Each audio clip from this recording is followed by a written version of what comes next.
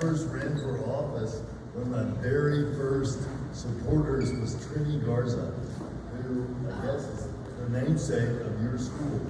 He and his son Jerome were two of my first supporters when I ran for county judge. So I grew up, I'm going to tell you real briefly, and we'll get into some questions. I grew up not too far from here. I grew up in Oak Cliff, up Illinois, over near, closer to 35, not this side, but over closer to 35. My father suffered a fatal heart attack while playing with my sister and I in an apartment of 7. And eventually my mom moved us back to Waxahachie, where she's from. And I found out that your assistant principal is the nephew of the guy I worked with in my first indoor job as a fry cook at K-Bob's. And I lied and said I was 14 so I could get an indoor job. So kind of a small world. I'm the first person in my family to get the opportunity to go to college, and the path that you're on is kind of similar to the path that I was on. When I was a senior in Waxahachie, there was an opportunity to go for part of your high school to what was then called Navarro Junior College. And so I got some of my classes. Somebody saying speak louder. Sorry about that. I'll just grab this thing out. Okay, I got some of my classes from Navarro, then junior college, now college, while I was in high school. And that helped me to not only get some things out of the way to make college more affordable, but also to give me the confidence, because I wasn't a very good student, to give me the confidence that I could do college work. So I don't know, when I talk to young people, there may be a bunch of smart, like A students in here, and that is great, but like I had dyslexia.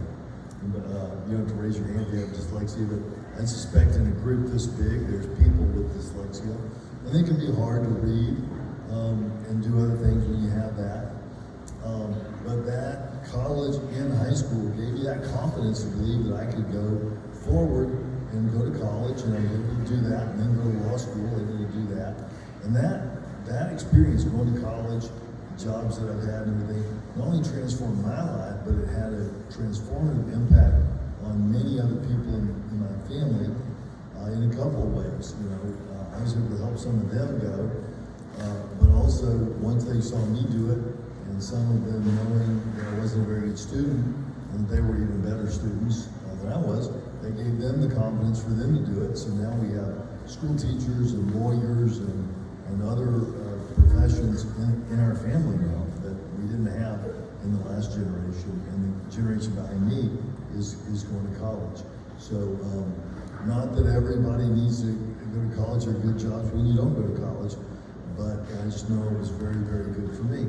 So I started off being a lawyer after I got out of college and law school, and then eventually ran for Dallas County Judge. So what the Dallas County Judge does is the Dallas County Judge is the highest or chief elected officer in Dallas County in the county government.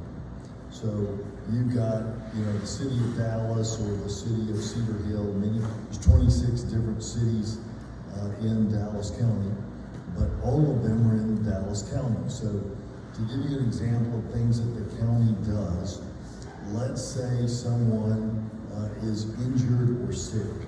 You might be picked up by an ambulance from whatever city you're in, but you might be taken to Parkland Hospital, which is a county hospital. And let's say someone commits a crime, they break into your house. If the police catch them, they'll be arrested most likely by the city police, but they'll be taken to the county jail. And then if they're charged with that crime, they'll have their trial before a county and district judge. Same thing with divorces and any kind of judge stuff. I don't do that, but we have a bunch of elected judges who handle things like divorce and family law, probate law when people die, criminal law when a crime happens, civil law like a car wreck or a dispute between two people. And so that person that's charged with the crime would go before that from that county jail before that county judge, and the jury would be selected not from the city where the crime happened only, but from the whole county. And if they're found guilty and the crime was serious enough, then they might end up going on to the state penitentiary. So you can kind of see from that example and from the ambulance to hospital example, how all of these entities work together, right? So, you know, some of my partners, although I don't have day-to-day control over them, are city managers and city, you know, chiefs and whatnot. We're working on things.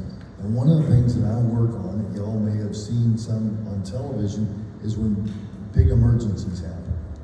So when there is an emergency that either is causing mass casualty or has the potential to cause mass casualty, then the other elected officials and appointed officials look to me to lead that response. And so we just did that with COVID. You may have seen me on television with COVID, or if you got a shot at Fair Park, you may have seen me out there making sure you got through the lines. But then when there's not, and so I oversee the emergency management aspects of all that. You know, day to day deal with emergency management things. A lot of the bad things that could happen don't happen, so we don't hear about it. And beyond that, I chair the Commissioners Court, which is kind of like the city council for the county that oversees a whole host of things. So we'll have a meeting on Tuesday where we'll put millions of dollars towards rental assistance, primarily for single moms with kids, because people are still having trouble after COVID staying in their apartments and their homes. We do a lot in the mental health space. I saw that there is a Hispanic mental health fair on the other end of campus. One of my initiatives is what I've seen with COVID is very stressful on everyone. And it's been stressful on our young people too.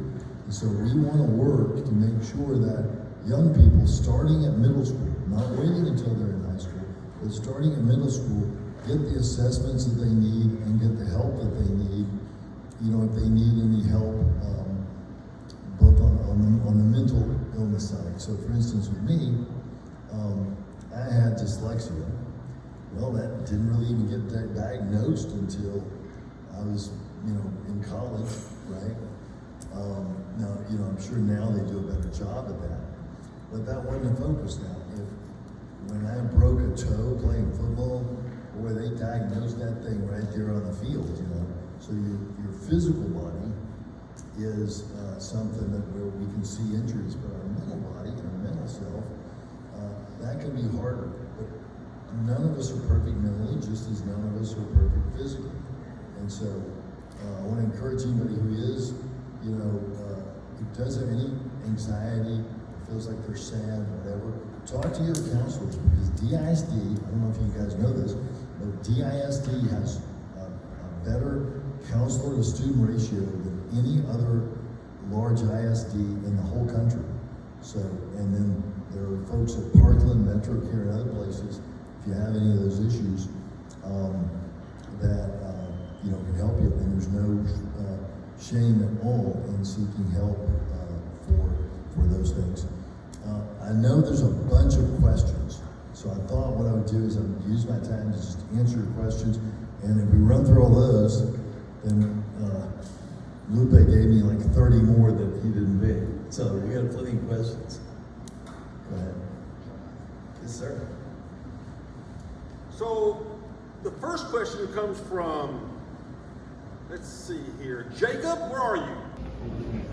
My question is, what is Dallas County doing with other counties across Texas to prepare for the winter season in Texas if the grid ends up failing in the way that it has in past years? Good job, Jacob. So that is one of the things that we constantly work on. Actually, for the 5 or 6 years preceding when the grid failed, we had intelligence that the grid could fail, and so we did what's called tabletop exercises starting years before it happened, just here in Dallas County, And it was kind of like Noah building an ark. People thought we were crazy. But we would do tabletops with Encore, the company that is in charge of the power lines, not in charge of producing the electricity, but the lines, on what we would do if power failed, how we could do what's called a controlled brownout as opposed to a blackout. What happened when the grid failed is they attempted to do a brownout. What a brownout is where your neighborhood goes down for 2 hours, and then your neighborhood goes down for 2 hours, and my neighborhood goes down for 2 hours, but the hospital and the police station and a few other places never go down. And so they're able to work through it and deal with too little power. But what happened in this instance is they completely lost control of it, and it went into an uncontrolled blackout. So if it gets to the point where there's just too much demand on the system, it's just like too much demand on, your electronic device, and just, frizzes the thing out. And then when that happened, and the natural gas was not going through the lines, just like the pipes in your yard where you drip water, when that happened, that froze, okay? And then the gas was frozen at the wellhead. We couldn't get it to the power plants. The turbines, the wind turbines, had not been winterized because Texas didn't value winterizing them like they do in colder states like North Dakota. So since that time, we worked on winterizing all of our power supplies. Now, not all of them have been winterized, but there have been efforts to winterize some of the wind and some of the gas. The gas is still the predominant power source here in Texas. What I do is I'm on the phone constantly and email constantly with the emergency manager for Encore, a guy named Charles Elk, who is the only non-first responder who has a key to our emergency operations center. It's a very secure place. He's welcome there as if he were a fire chief or something, because that work is so important. Also, stay in touch. Not so much, there's not a lot that I can do with, say, the county judge of McLennan County, where Waco is, on power. But because we're a large county, I have the phone numbers for the 3 largest power company CEOs here in Texas, and I stay in touch with them as well. So if you were to follow me on Twitter, which I realize you guys have better things to do than follow somebody old enough to be your grandpa on Twitter, but if you did, you'd see where I make these requests of people to conserve energy when we get into these tight situations. Ultimately, the way that we'll have to fix our power grid is we're going to have to bring a lot more energy online, or we're going to have to connect to the rest of the country. Texas grid is not connected to the rest of the country. Everybody else is connected together. So if New Mexico has a crisis, they can just get some power shipped in from Colorado. If we have a crisis, we're on our own. There's some technologies that where we lead the country. We lead the country in solar power and in wind power now. So when those work well, solar obviously works well in the day, it doesn't work at night. Wind works great at night, it doesn't work very well in the summer in the heat of the day, generally. But we're looking at technology in the industry for large batteries, okay? That, like, you've got you may have heard the Tesla batteries that people can install in their house to help with their electric bill. Okay, these would be gigantic batteries, like some of them even nearly as big as this room. They could store a massive amount of power. That is not perfected yet, but they're getting closer and closer.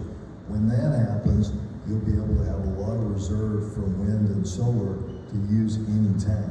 The big advantage of natural gas in Texas is that it's gas. You can burn it no matter what. It can be stored easily. So far, we haven't found a great way to store solar and wind, but we're close to being able to do that. I hope that helps with that.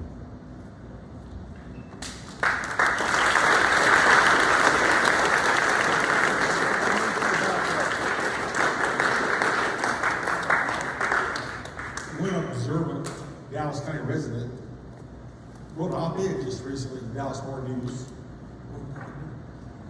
asking about this eclipse that's coming up. We have 13% of our electricity is generated by solar. Is there anything that we should be thinking about when the eclipse shows up this year? Should we be? Sure. So the eclipse will last not too terribly long. What we have is reserve power. So you've got what are called, kind of a class on power here, you've got what we call peaker plants. Peak because they only turn them on at the peak when we need that extra power. They're old, they're expensive to run, and they run on dirtier, power sources like, sometimes coal. A lot of them are old, dirty gas plants. The gas is, not that the gas is different, but the way that it burns in the older plants is less energy efficient and less environmentally sensitive than in the newer ones. So when you have an event like an eclipse or a day with no wind, 3 days with no wind, and there's a high energy need, then you can go to those peaker plants. Where we see the problem, and you saw it in the winter, and then you see it again, and you saw it again this summer, although thankfully we didn't, have to brown out or lose power. When it gets very hot or very cold, people use more power, obviously. It's worse on Monday through Friday when plants and big industrial operations are working than it is on Saturday and Sunday. And it tends to, where we tend to get tight on power in the summers is anywhere from 3, more like 5 to 9 o'clock at night. And there's a variety of boring energy reasons why that is. Where we tend to get in trouble in the winter is just when it's cold for a sustained period of time. Because cold does two things. Even if it's 150 degrees, 150 degrees, windmills, solar panels, and gas lines won't, melt. But at 0 degrees for an extended period of time, enough gas lines will freeze and enough windmills will malfunction to where you'll have an increased need for power, but a decreased supply of power because some of the stuff won't be operational. Many students are given the depression, and these grades have continued to rise. Do you currently have any plans to lessen the depression rates in students?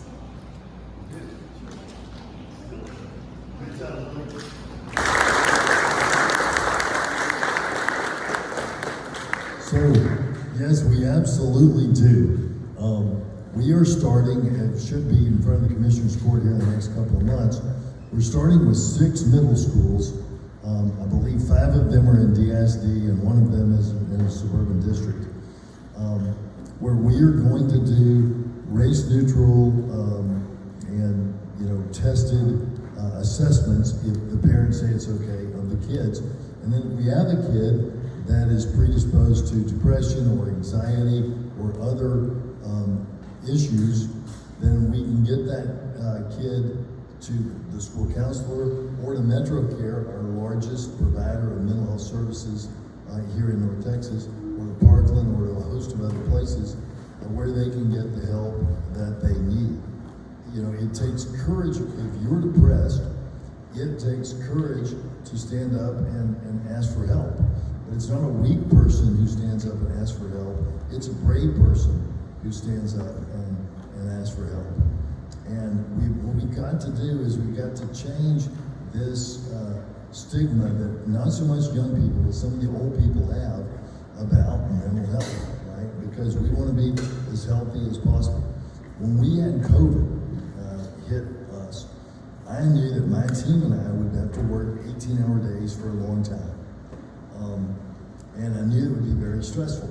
And of course, we're dealing, we had 7,136 people so far as of this morning die of COVID, right? So we're dealing with a lot of death and sadness and families that have lost loved ones.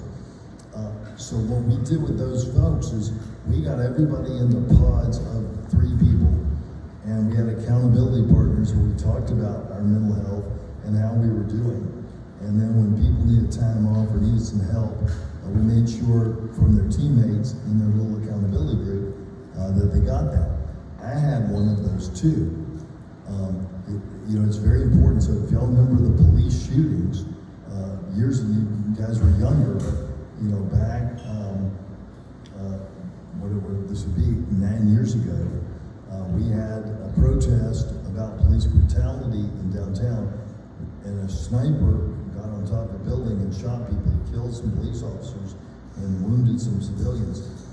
The day after that, or 3 days after that happened, the first public thing that I and David Brown, the then police chief, did is we went together to see a mental health counselor.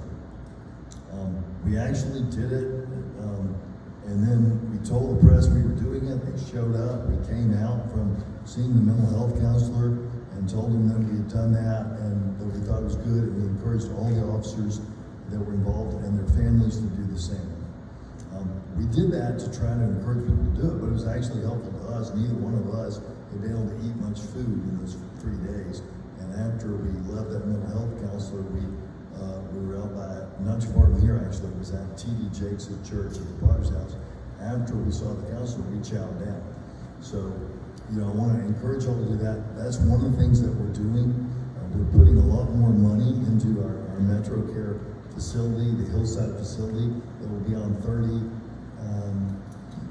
between downtown and where the Walmart and the shopping center and the Pollo Comparo and all that is. And between that, you're going to see this big facility come up with state-of-the-art stuff for people on mental health.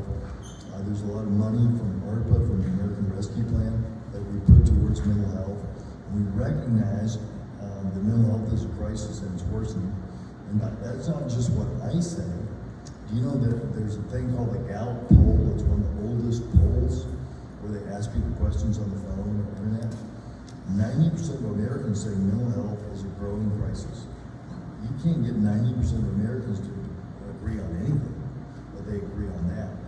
And so we want to do everything that we can. If we're not doing enough, I want you to reach out to my office. My email, and make sure y'all have it. My email is clay.jenkins@dallascounty.org. And I want you to know the county cares and I care about you, about your quality of life, about your mental health. I will say this to those of you who, if you have a suicidal thought, right? Suicide is a permanent thing for whatever is happening in life. It feels very bad, but it's temporary. And if your friend mentions something to you about suicide, you can Google on your phone. There's one at the Mayo Clinic questions about suicide, because you should ask your friend if you run into that with anybody at school. Are they thinking? If they seem really sad, are they thinking about hurting themselves? If they say yes, find out. Or do you have a plan for that? If they have a plan for that, and that can be a serious thing. Encourage them to go talk to a school counselor or an adult that can help them.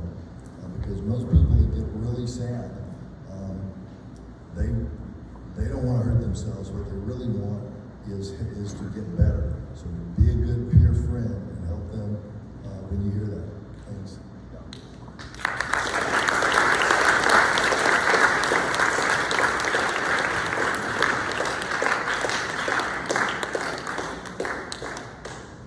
Judge Jenkins, we'll shift to economics and the economy. My suspicion is that I don't know where we rank in Dallas County. Her question is this: what is Dallas County planning to do regarding inflation and a high cost of housing? That's in the news these days about taxes. Are there programs in place? And what can Dallas County do to help alleviate those costs? Sure. So, on inflation, inflation is actually an international problem right now. Part of it is COVID, and that disruption to what's called the supply chain. So, to build a thing, whether it's something complex like a car or even something relatively easier to build like a toaster, the parts come in from all over. And so if it uses copper wire and there is disruption on mining for copper, that has an effect on that supply chain. And that's made things go way up, across the board, all kinds of things. Then we've had some things like we had an illness with our chickens internationally that led to an increase in the cost of eggs because there's less chickens laying eggs because so many of the egg-laying chickens either died or had to be put down because of this disease. So in the county, there's not a lot that we can do about the fact that eggs cost more or gas costs more. What we can do, though, is we can look at things like affordable housing, because when you're talking about building a house and the supply chain is disrupted, the materials to build a house are much more expensive than they were 4 or 5 years ago. And so whether you're getting a new house or buying an older house, they've gone way up in value. So Dallas County has dedicated itself over the next 2 years to build 2,000 affordable housing units. A little under 1,100 of those are single-family houses. And this is on top of all the things that Habitat for Humanity and Catholic Housing and others do on their own. But partnering with private sector companies, we're going to build a little under 1,100 single-family houses, about 314 transitional houses for a person that is, let's say, recovering from drug addiction or homelessness. On top of we're also putting $77 million into rapidly rehousing 6,000 homeless people, but that's a different program than this. And then the rest, about 600 of those units, are condominium units or lower rental units. Now, what is an affordable house? Well, under our definition of affordability, it is a house where the mortgage can be afforded by someone making 80% of the adjusted gross income for a Dallas County person. So essentially that, and those folks that are in that range of income would be the ones that are eligible to buy the house. A person that makes $200,000 a year cannot come and buy one of those affordable units. One of the things that's cool about those, if y'all have ever, you've probably seen housing projects that became called the projects, okay, or units where every unit in the building is a low-income unit. There's some challenges with that. What we're doing is we're building units where 2,000 of those units are affordable, but they're surrounded by units that are at market value. So for instance, one of our projects, I think the next one to come online, is not too far from Bishop Arts. If anybody's ever been to the Bishop Arts area of Oak Cliff? Kind of a fancy area, right? It's got a bunch of fancy, expensive apartments around it.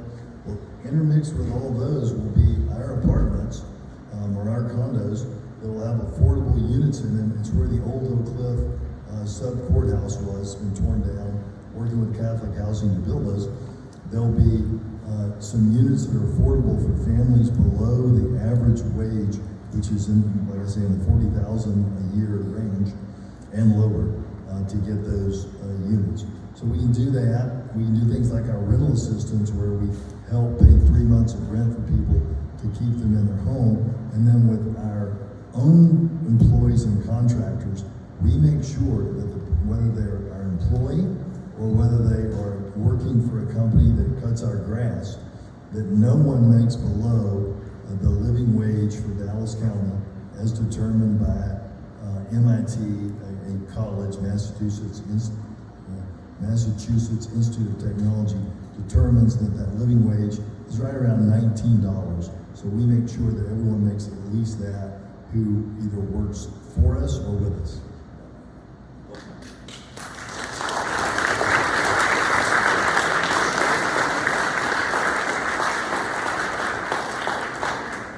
Judge Jenkins, let me ask you one question.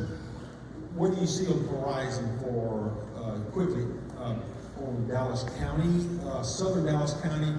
There's a lot of land and a lot of space. What about our infrastructure? Looking down the road 25 years, what do you have on the books? Sure. So one of the things that we're doing in southern Dallas County, I just did a special for a television station or a television program called Axios yesterday on this. We're spending $120 million to lay fiber between all county locations, county-owned locations in southern Dallas County. Now, the way that works is you can get internet from a variety of sources, but the fastest internet comes from fiber. There are places in North Dallas, almost all the ones around wealthier neighborhoods now have fiber. But we're bringing fiber to southern Dallas County on our cost so that the internet service providers can hook into our fiber and provide it to you at low cost. So, by the way, on that, if you have not heard about the Affordable Connectivity Plan that was passed by President Biden, it allows for your family to essentially get free internet at home. The Affordable Connectivity Plan, my staff can get you more information, but if you're in a school where kids get free lunch, which this is a school, every one of them in DISD except for 2 elementary schools, kids get free lunch, then you qualify for that plan. Your family might already have internet, they might be paying $80 for it. It's probably slower than the one that you can get for free just by signing up for that Affordable Connectivity Plan. I think the future is bright for southern Dallas County. As I mentioned, my family is from southern Dallas County, and then my mom's family is actually south of our county. But I think it's very bright. That's where the land is. And so, I think it's a good time to be living in Dallas and Dallas County. It's a good time to be in my job. And I'd a lot rather be here than in the places where the population's shrinking and the factories are closing. Here, new jobs are booming all the time, and houses are being built and cranes are building stuff. It's a good time to be here. My last piece of advice to you is, we talked about if a friend is sad, talk to your friend. If you're sad, talk to your friend, okay? And seek help. The other thing is stay in school and look at the possibility of either college or a career path that pays a high wage, right? For instance, I've got friends who are pipe fitters, okay? That's like a type of a plumber for oxygen and different things. They work in clean rooms where they're building computer chips. Those jobs make a couple $100,000 a year, and those jobs don't require college, right? I'm a big proponent of college because it sure worked for me, but stay in school and make sure that you are college, job, or military ready. Don't necessarily limit yourself to the job that your parents did, right? Look at this economy and what jobs are going to pay a living wage and a good living wage from now on that are going to put your family in a strong trajectory. Things are changing here, and there are all kinds of good new jobs, green jobs, new jobs, technology jobs, coding jobs that pay great.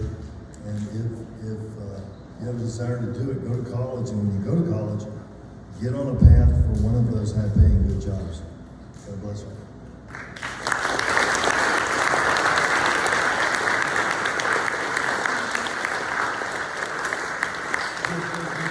Thank you so much for being our guest at Trinidad Garza Early College High School. And on behalf of the school, on behalf of our principal, Jessica Sanchez, and all of the students, we are so appreciative and thank you. Would you come back again and speak to us another time? Glad to do it. Before you leave, we have a little memento, Lisa.